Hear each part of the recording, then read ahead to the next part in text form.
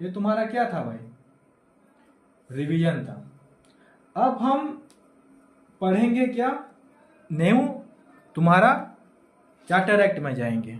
समझ में आया, न्यू चार्टर एक्ट, और वो है तुम्हारा चार्टर एक्ट ऑफ 1853।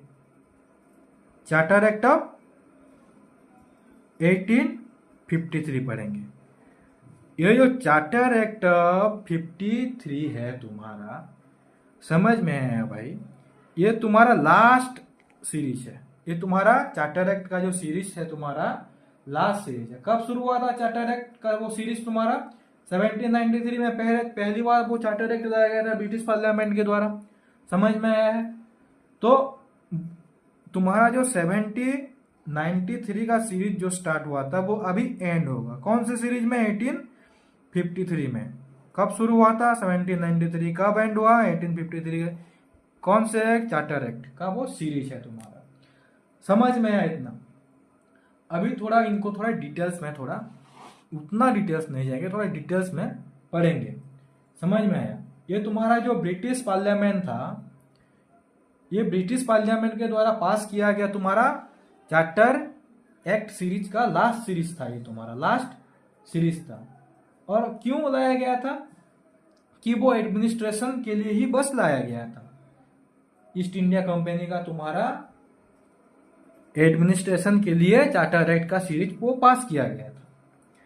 समझ में आया? लेकिन इस सीरीज में कौन सी बड़ी बात तुम्हारा निकल के आया वो तुम्हारा हम देखेंगे। पहली बात तो गवर्नर जनरल ऑफ जो काउंसिल था तुम्हारा, समझ में आया, वो एक ही था कि वो तुम्हारा लेजिस्लेटिव भी वही था, तुम्हारा एग्जीक्यूटिव काउंसिल भी था। अब इस एक्ट के दौरान तुम्हारा एग्जीक्यूटिव काउंसिल जो तुम्हारा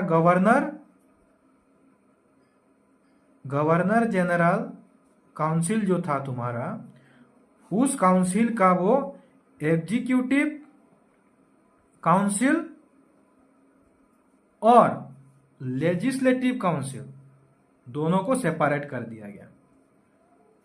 समझ में आया? क्या कर दिया गया? एग्जीक्यूटिव काउंसिल और लेजिस्लेटिव काउंसिल को सेपरेट कर दिया गया। तो अगर दोनों सेपरेट हो रहे हैं तो क्या होगा भाई? मतलब क्यों सेपरेट कर दिया गया उनको? अगर सेपरेट नहीं करते तो क्या होता? सेपरेट करके क्या मिला? क्यों कर दिया गया? क्योंकि जो लेजिस्लेटिव फंक्शन